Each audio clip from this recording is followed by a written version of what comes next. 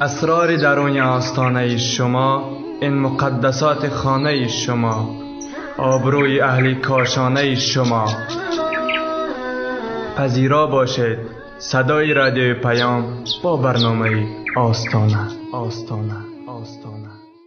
بسم الله الرحمن الرحیم. السلام علیکم و رحمت الله و برکاته. بینندگان و شنوندگان عزیز برنامه های ما، امروز همراه شما در برنامه خانوادگی آستانه اویدی یکی از موضوعهای مهمی دیگری زندگی، یکی از موضوعهایی که در حقیقت سبب جنگ و جنجال زیاد، سبب بدخواهی، سبب دروغ گفتن و پنهانکاری می شود و بعضی ها این مسئله را گمان میکنند که خیلی عادی هست، اما در عین حال خیلی جدی هست و باید به آن منصفانه از روی شریعت نگاه کرد. اویدی مال شوهر و دخالت زن به مال شوهر صحبت میکنه. پس از مدت از زندگی، وقتی که زن و شوهر دیگر به هم دیگر عادت میکنند و تصمیم نهایی خود رو میگیرند که مایون با هم همیشه هستیم و از هم جدا نمیشویم و علل خصوص وقتی تعداد فرزندها هم زیادتر شد و مادر برای فرزندهای خود در ترس و هراس میشود که آینده اینها چی میشده باشد، اینها چی کار میکرده باشند، زیادی از خواهران شروع میکنند به دخالت کردن به مال شوهری خود و میخواهند که شوهر تمامی درآمد و برآمدهای مالی خود را با همراهی همسرش در میان گذارد و با کی چی داد، چی دادنی، همه اینها را به همسر خود خبر دهد.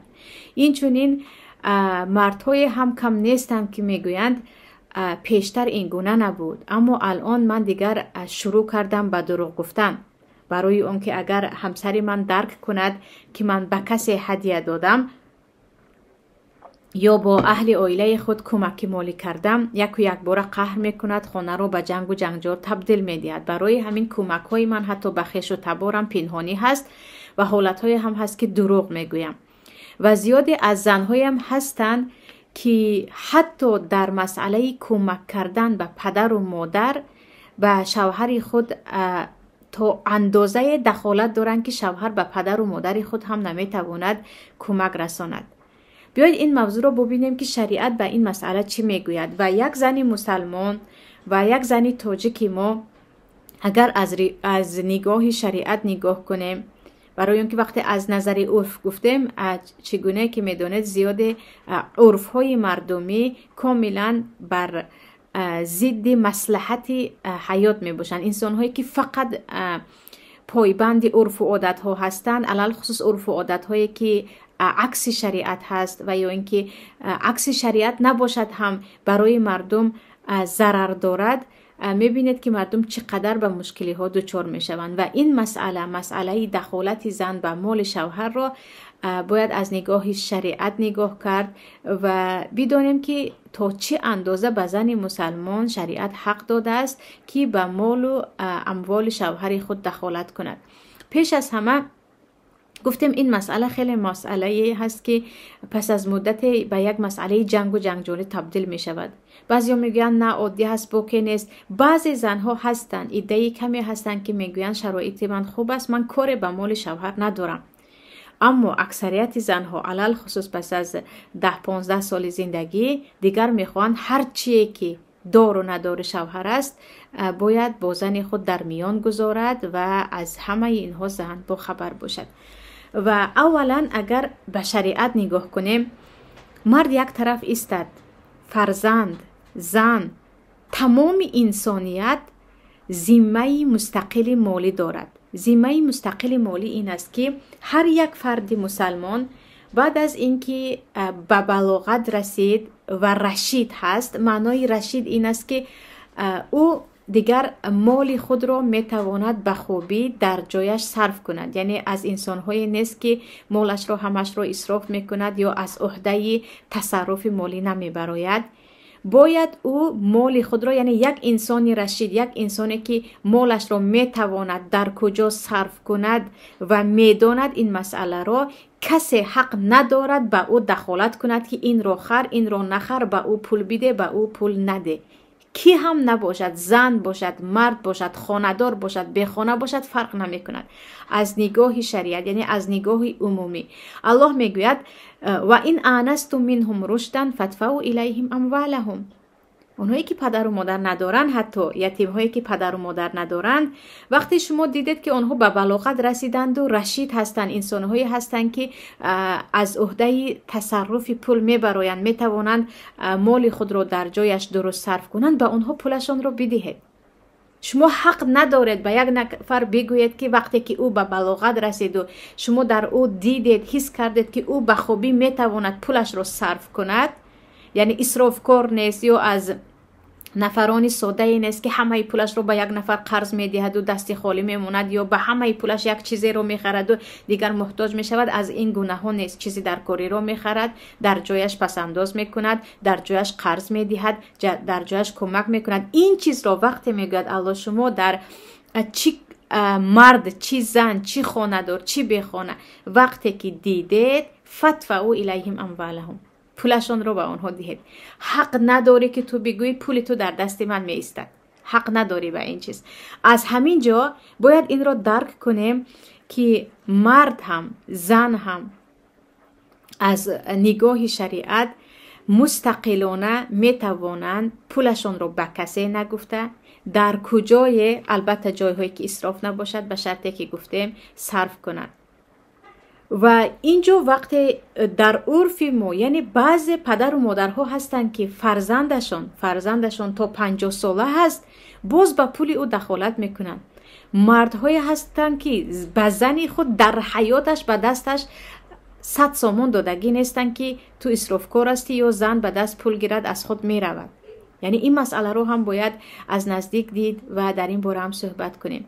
برای همین اینجا وقتی یک زن مسلمان میگوید که من میخواهم شوهرم به کجا صرف میکند، به کجا صرف نمیکند، با اجازت من باشد یا زیر نظارت من باشد، عزیزم حتی شوهرت به این حق ندارد. اگر از روی شریعت صحبت کنیم، حتی شوهرت حق ندارد که پول تو رو زیر نظارت گیرد. آره یک حیاتی مشترک هست، عائلوی حیاتی مشترک هست، اما ببینید که از روی شریعت حتی اگر زن مسلمان یک انسان پولدار باشد هم، برای مرد فرض هست که زن خود را بپوشاند، بخوراند، با جای زیست که به استطاعت و قدرت او نگاه کرده است مهیا کند. در ما حدیث در صحیح مسلم از پیامبر صلی الله علیه و سلم در حجة الوداع بعد از اینکه میگویند فاتقوا الله فی النساء، شما از الله بترسید و به زنها ظلم نکنید، در دوامش میگویند ولهن علیکم رزقهن و کسوتهن بالمعروف.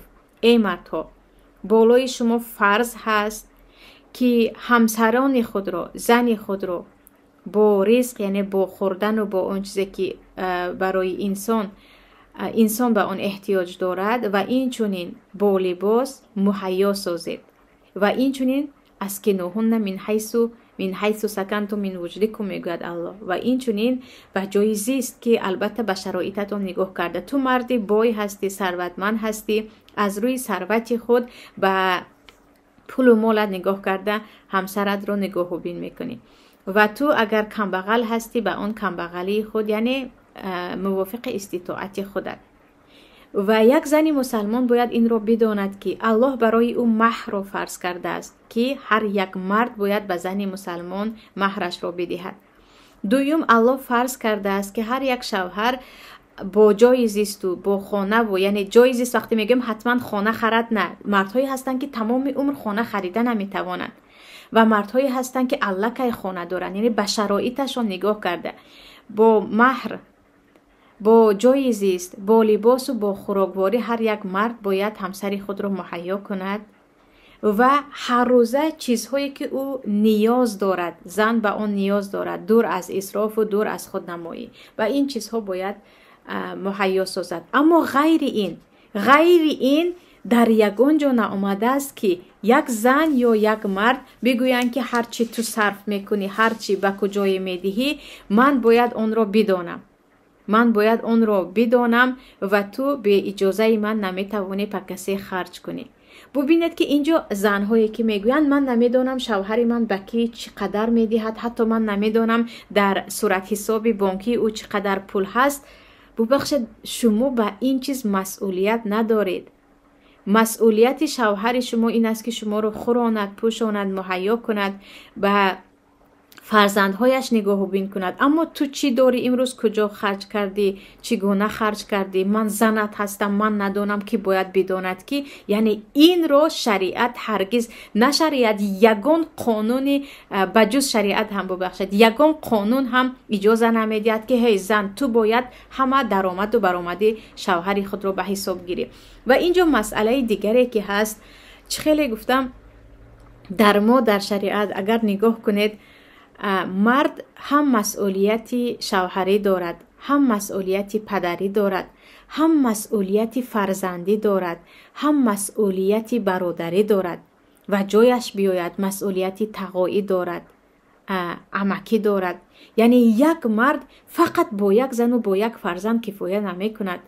و خواهرانی که میگویند من 4 تا کودک دارم، این میرود و به خواهری که طلاق گرفته است یا خواهری که محتاج است به او کمک میکند. فرزندهای من چی؟ من 5 تا فرزند دارم، هنوز هم به پدر و مادر شوهر من پول میفرستد. یا اینکه الکی فرزندی من 17 ساله است، هنوز هم این به برادرش کمک میکند. او باید کمک کند. نه تنها او، تو هم اگر شرایط داشته باشی باید کمک کنی.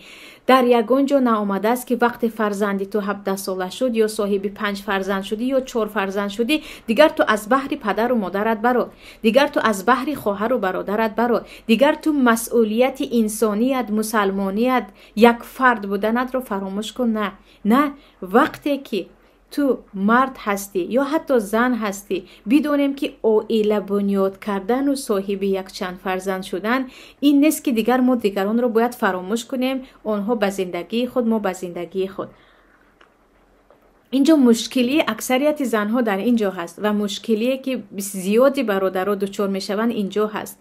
خواهرای زیادی هستن میگن مگر برای شوهر من فرض است که به پدر و مادرش کمک کند، مگر برای او فرض است هنوز هم برای خانه‌دار شوی برادرش پول فرستد. آخر همان برادرها او را هم به خانه کرده بودند، این هم در نوبت بود خود باید این قرض خود را انجام دهد. و نمی شود که گوییم نه تماما تو باید از پی فرزند خود شوی. آره مسئولیتی یعنی پدر بودن، مسئولیت فرزندان خود رو به شرایط خود نگاه کرده، بزرگ کردن و به آنها یک حیات درست رو مهیا کردن، این مسئولیت پدر است. اما لا یکلف الله نفسا الا ما آتاها. الله از آن که به شما داد از آن زیادیش رو از تو طلب نمی کند. و زیادی خواهرانی که میگویند حق 4 فرزند مرا فلانی میخورد، یعنی خواهر شوهر را یا جیانهای شوهر را یا اینکه پدر و مادر شوهر را. اینجا رو چی گفته می شود؟ یعنی یک زن مسلمان، یک فرد مسلمان باید یقین کند این وعده الله است، این وعده پیامبر است. ما نقصد مال من صدقه، هرگز هیچ مال از صدقه کم نمی شود. هیچ مال شما، اگر شوهر شما به پدر و مادر خود کمک کرد، اگر شوهر شما از مال خود به خواهر بیچاره خود یا به طبابت کسی از خویش و تبارش کمک کرد، یقین بدانید این وعده الله است. از 700 تا از آن هم میلیون ها درجه زیادتر به شما اون پول برمیگردد. اما اینکه نه، با همین یک کمکی که یک کمک ناچیزی که گویا هر ماه شوهر به پدر و مادرش میکند که او فرض است به گردنش. یعنی چگونه ای که الله میگوید ولهن مثل الذی علیهن بالمعروف، یا اینکه اسکنوهن من حیث سکنتم، یا رزق دهید یا شرایط زنی خود را مهیا کنید، به جای به خانه آنها را مهیا کنید. یعنی شما مسئولیتی مهیا کردن شرایط مادی همسری خود را دارید. عیناً همین گونه برای یک فرزند فرض هست که علل خصوص در آوان پیرانسالی به پدر و مادر خود کمک کنند. ولا تقل لهما اوف، حتی اوف نگو. علل خصوص وقت بزرگ شدن حتی کلمه اوف نگو. محتاج است کمک کن، محتاج نباشه در مسئله اتفاقی هست. حتی وقت پدر میگوید من محتاج نیستم ولی من از تو یک مقداری که ظلم نباشد مبلغ میخواهم، باید فرزند اطاعت پدرش را کند و به قدر توانش به او کمک کند. البته اینجا نمیگویم هرگز، یعنی مقصد از صحبت من عزیزان هرگز این نیست که تو مال زند رو یا کمکی که حکومت به زنی تو میکند اون رو گیرو به خواهر و برادر و به همسرت به پدر و مادرت فرست. اون مالی که برای فرزندهای تو می آید، اون حق فرزندهای تو هست، امانت فرزندهای تو هست، اون رو بگیری و بخش و تبارت ده. نه اصلا این نیست، برای اینکه این ظلم است.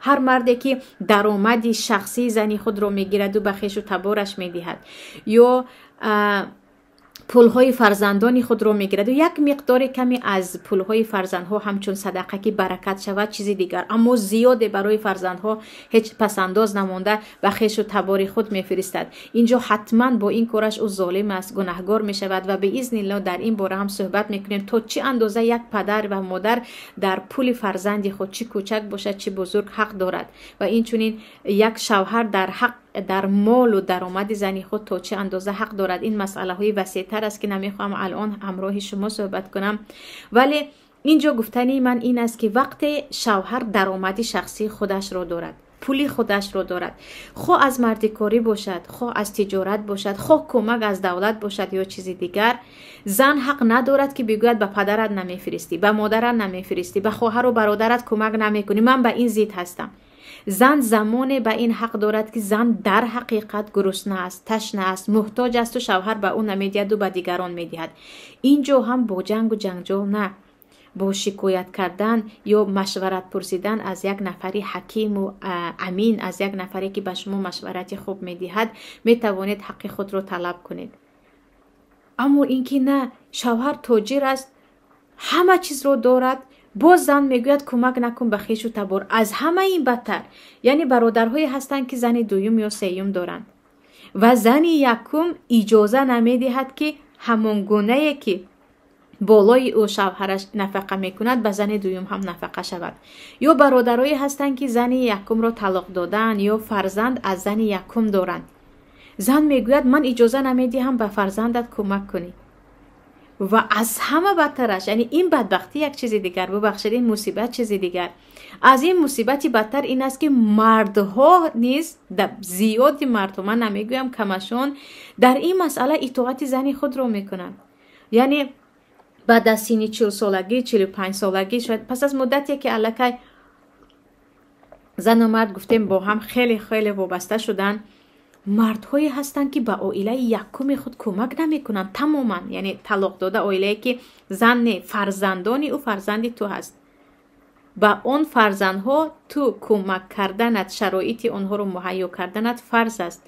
و مردهایی هستند که میگویند از اینکه عائله دومی من شاید طلاق گیرد، قهر شود، خویش و تبارش رو به جنگ بیاورد، من به کودک خود کمک نمی کنم، به دخترچه‌ام، به پسرچه‌ام یا به زنی که از من جدا شد اما او کودک‌های میده مرا بزرگ میکند به او کمک نمیکنم. اینجا یک یعنی وجدان و انصاف و جوانمردی یک مرد مسلمان تاجیک کجا میرود؟ یعنی در ما در شریعت اگرچه 1000 بار غرب داد و فیغان کند، 1000 بار دیگر زردشت و حقوق زنگویان داد و فیغان کنند، الرجال قوامون علی النساء بما فضل الله بعضهم علی بعض و بما انفقوا من اموالهم. این قانون الله است که مردها بالای زنها برتری دارند، از اینکه جسمان هم قوی هستند، از روی عقل و از روی قضاوت هم زیادی مردها دوراندیشتر هستند. عاطفه و مهربانی عقل آنها رو مثل زنها یعنی مثل مایان نمی پوشد و مردها در اداره امور هم بهتر هستند و مردها از جهت یعنی اکثریت، البته اغلبیت، از جهت پول کار کردن و در کجا صرف کردن و تجارت و چیزهای دیگر بهتر هستند. البته زنهای موفق هم کم نیستند، اما اکثریت برای اون که برداشت یک مادر تولد کردن است، خانه بودن هست، اطاعت شوهر است، کمک کردن به عائله شوهر است، یعنی مسئولیت های زیاد است. و یک قلب مهربان دیگرش هم هست که زیادی مهربانی و عقل او رو می پوشد و از روی عقل و تفکر نه از روی مهر و محبت قلبیش حکم می کند. اما مردها برعکس این زیادتر با عقل خود، با اندیشه خود قضاوت می کنند و حکم می کنند. انا اینجا ببینید که وقتی که یک مرد این قوامی خود رو از دست داد، وقتی گفت من یک ضعیف هستم، یک بیچاره هستم، زنی من چی گوید اون رو میکنم، ببین که چقدر خوری و زاری بالای اون عائله هم می آید، بالای اون مرد هم. یعنی من به چشم خود یک دو نه تا صدها مردها رو دیدم و شناختم که به پدر و مادر خود از دستشون می آمده کمک رو نمی کنن. حتی به فرزندهایی که فرزند خودشان است، خون خودشان هست و از زن یکمشان هست، هیچ کمکی نمی کنن. چقدر مال و ثروت دارند که می توانند برابر از آن هدیه دیان. میراث که مسئله دیگر است. یعنی چگونه که با دیگر توی دیگری رو گذرانیدی، با دیگری هدیه کردی، دیگری رو خواندی، دیگرها رو هم کنی، از دستی از ترس زن دوم یا زن یکم این کار رو نمی کنند. قومیت از بین رفته است و عموما این چیز رو به دست یک زن دادن. اما اینجا نگاه کنید، اگر در همین مسئله همون گونه‌ای که شریعت اجازه داده است، شریعت آزادی داده است، هر کس مسئولیت خودش رو داند، مسئولیتی من خوراندن و پوشانیدن و شرایط تو رو مهیا کردن هست، از آن زیاد تو نباید دخالت کنی که من به پدر و مادر خود کمک میکنم یا از پول خود رو همش رو صدقه میکنم یا کاری دیگر. یک زن هم مسئولیتی تو من رو خوراندن و پوشانیدن است، اما همچون مشاور، همچون یک نفری مصلحت دهنده من برای تو مصلحت میدهم که این کار رو کنی بهتر، اون کار رو کنی بهتر. اما همچون یک نفری رئیس یا گفتیم مسیطر بالای سری تو، نه این رو نمیکنی، این رو نمیکنی، نمیگویم مردک تو پیش از من هم در مال خودت مستقل بودی، الان هم مستقل هستی. علل خصوص با کمکایی که با عائلت میکنی من تقریبا کاملا دخالت نمیکنم، فقط در حدودی که اگر به من ظلم شود و از حق من و فرزندهای من گرفتن، در اینجا دخالت میکنم. میبینید که چقدر مشکلی ها آسان میشود و چقدر پدر و مادرها انتظاری همون نفقه یک ماهه نمیشوند. چقدر خواهرهای محتاج با کمک برادر نیاز به مردکاری و نیاز به کارهای پست دیگر ندارد. یعنی در این مسئله زیادی بیرحمی رو از طرف زنها دیده می شود. یعنی زیاد هستند، به الله قسم به من خواهران نوشتگی هستند، من خانه ندارم، شوهر من به مادر بیمارش رو می خواهد به هندوستان ببرد. من هنوز خانه ندارم، شوهر من می خواهد پدرش رو به حج ببرد. یعنی به حج بردنی شوهر تو پدرش رو سبب می شود که تو تمام عمر بی خانه میمونی، در کوچه میمونی. شوهر تو وقت مادر بیمارش رو معالجه می کند، تو تماما با همین تا عمرت خانه نمی بینی. یعنی رزق خود رو، نابودی رزق خود رو در کمک کردن به پدر و مادر می بینند. انا با اینجا زیاد می شود بدبینی. اکثریت مشکلی اور در یک سال دو سال اول زندگی از اینکه ما خاراکتر یکدیگر را نشناختیم، هنوز با همدیگر آشنا نیستیم، ما می توانیم مشکلی های داشته باشیم در سر اخلاق و بعضی از نمود رفتار و کردارمون. اما پس از مدت 10 سال و 15 سال می بینید که اساس مشکلی های عائلوی بالای پول و مال می شود. و حتی ببینید عزیزان، گشته و برگشته قصه حضرت خدیجه رو بنده می آورم. زنی که 15 سال از شوهر خود بزرگ است و اون شوهر تا آخر عمر اون زن رو نمی تواند از دیگر زنهایش پایان بدارد. حتی با زنی 16 ساله و 17 ساله زندگی می کند و می گوید خدیجه بهتر از شما بود، کسی به من مثل خدیجه نبود. پیامبر صلی الله علیه و سلم این مهر و محبت یک زن رو، اینقدر یک نفر رو با این همه سابقه ای که 2 بار شوهر کرده بودند و 2 شوهرشون وفات کرده بودند و این چنین سن و سالشون بالا بود، پیامبر اینقدر دوست داشتن که همیشه میگفتن مثل خدیجه به من دیگر زنی نه آمد. اگرچه حضرت عایشه و حفصه و همسران پیامبر که دیگر مثل آنها زنها رو پیدا نمی شود. ببینید که تمام مالش رو آن زن برای شوهر خود فدا کرده بود. تمام مالش رو در راه دعوتت، در راه الله برای تو میدهم، کجا خواهی، چه خیل خواهی صرف کن. اینجا زنها مال خود رو به شوهر دادن یک طرف استاد، نه خود مال شوهر رو میخوان کاملا از آن خود کنند. و حتی بدتر از این زنهایی هستند که با خیش و تبار خود مال شوهر رو از آن خود کردند. شوهر به تمام خیش و تبار زن خود میتواند هدیه دهد، برای آنها همیشه دست پیشی بر در خدمت هست، اما وقت خواهر خود، برادر خود، فرزندانش از دیگر زنش یا خویش و تبار خودش آمد، مرد همیشه من پول ندارم، من قرضدار هستم، من بیچاره هستم رو شروع میکند. از کجا هستین؟ اگر تاثیر یک زنی بد اخلاق نباشد، یک زنی که دیگر فراموش کرده است که حقوق او چی است، حقوق شوهرش چی است، و اینجا باید به خود آید زنهایی که میگویند شوهر من باید همه پولهایش رو در میان گذارد و من باید قرار برارم که به کی بدهد به کی ندهد. باید به خود آیند که شما در این هیچ حق حقوق ندارید. آره، شما در اندازه‌ای که به گردن شما شوهرتان خیلی که در اول گفتم خورانیدن و پوشانیدن و به جای زیست مهیا کردن هست، به این حق دارید.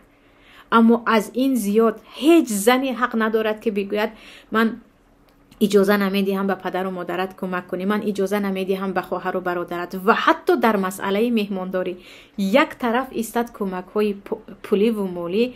زنهایی هستند که میگویند خویش و تبارت به خانه آمد، ما آنها رو مهمانداری نمیکنیم که پولمون میرود. یعنی عموما این رو چی میگوید؟ این رو از کدام ایمان و از کدام وجدان میگوید که در این باره هم انشاءالله صحبت میکنیم در مسئله بی‌حرمتی نسبت خویش و تبار شوهر، که آیا این رو شریعت اجازه داده است که امروز بعضیا میگویند زن یعنی عروس هیچ کسی رو نزدیک کسی هیچ خدمتگار هم نیست چیزی دیگه. آره شما خدمتگار نیستید، اما شما با انسانیت خود باید احترام کنید که حتی بالای یک حیوان انسان یک طرف است، بالای یک حیوان ناحرمتی را شریعت ما امر من میکند که میگوید حتی حیوان را میکشید با کارد تیز تا که اذیت نشود. یعنی اذیت دادن انسانیت یک طرف است، اذیت دادن حیوان در ما جایز نیست. این مسئله هم دیگر هست. اما اینجا مسئله ما مسئله این است که حدود دخالت زن به مال شوهر و چی خوب میشد با مصلحت با مشورت زن و شوهر به جای جنگ و جنجال، به جای به این و به اون شکایت کردن صحبت میکردن که همسری من تو از هیچ چیز کم نیستی، یا من تو رو به قدر توان تا این اندازه مهیا میکنم، از این زیادش رو از من نپرس، برای اون که من هم بجز اینکه من شوهرت هستم، من فرزند هستم، من پسر هستم، من برادر هستم، من تقا هستم، من باید دیگر مسئولیت های خود رو هم انجام دهم. با یک شوهر شدن و با یک من صاحب فرزند شدم دیگران رو فراموش کردن، این نه انسانیت هست، نه دین و نه وجدان است، نه مسلمانی هست. دویم زنها هم کاش میگفتن که تو چگونه ای که شریعت بولایت امر کرد شرایطی مرا مهیا کن به قدر استطاعت دون از اسراف، ولی تو هم در نوبت خود همچون یک مرد یک شوهر اجازه بده من در مال خود که بجز اینکه زنی تو هستم، من دختر یک بیچاره هستم که 18 سال بزرگم کرد، من خواهر یک برادری هستم که تمامی توی و تمامی شرایطی مرا او مهیا میکرد پیش از تو، من به آنها هم مهربانی خود را کنم، من به آنها نیز کمک های خود را کنم. کاش این گونه مشورت ها در عائله ها میشد. و امروزه بیرحمی هایی که میبینیم، امروزه دزدی و دروغ هایی که میبینیم در عائله ها که یک مرد بیچاره حیران است با کدام راه با کدام پنهانکاری به مادر و پدر خود کمک کند. یک زنی بیچاره نمیتواند چیکار کند 2-3 کیلو شیرینی را به مادر پیرش پنهان از خویش و تبار شوهرش فرستد. کاش این مسئله ها رو همون گونه ای که شریعت میگوید ذمه مستقل مالی داری، در مال خود مستقل هستی، باید از روی شریعت عمل کنیم و این مشکلی های امروزه ای که میبینیم کمتر شود یا عموما از بین رود. و این چونین ببینید وقتی مرد میگوید همسر من تو در پولی که در دست داری میتوانی به خویش و تبارت مهربانی کنی یا برای خودت، یا برعکس این زن هم میگوید شوهر من از کمک هایی که شما به عائله‌تان میکنید ما کم نمیشویم و هر گمان نکنید که من به این چیز بدیم می آید یا اینکه بخیلیم می آید. اما اینکه اسراف از حد گذشت، یعنی من پسر هستم، من پدر و مادرم دارم گویان شوهر تمامی بود و نبودش رو به پدر و مادر و خواهر و برادرش صرف کرد. این مسئله دیگر است که تا چی اندازه یک پدر و مادر از شوهری از فرزند خود می توانند زیادی طلب کنند و فرزند تا چی اندازه حق دارد. آیا هر چی که پدر و مادر گفت به من بخر، به من بده، به من پول روان کن این رو باید کنی، یا اینکه اینجا هم حد و حدود دارد؟ بعضی پدر و مادر اسرافکار هستند، بعضی پدر و مادر از تو میگیرند و به دیگر فرزندها میدهند و اینجا سوء استفاده میشوی. این مسئله هم مسئله دیگر است عزیزان که انشاءالله در برنامه‌های آینده همراه شما صحبت خواهم کرد. با همین به پایان صحبت امروزه میرسیم. الله در حفظ و پناهش هم شما، هم پدر و مادر شما، هم اهل عائله شما را نگه دارد. الها اینقدر بای و ثروتمند شوید که به همه کمکتان رسد و کسی شکایت نکند که تو به من ندادی و هرگز به جز ذات پاک الله به کسی محتاج نگردید. یگانه او هست که اگر به او تکیه کردیم ما محتاج دیگران نمیشویم. با امید اون که توکل ما به الله باشد و زنهای تاجیک ما یقین بکنند که ما نقصت مال من صدقه، هیچ مال از خیر و از دادن کم نمی شود. شمایان را به الله می سپارم. السلام علیکم و رحمت الله و برکاته.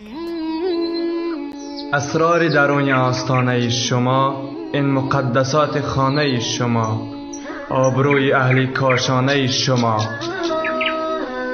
پذیرا باشید صدای رادیو پیام با برنامه آستانه.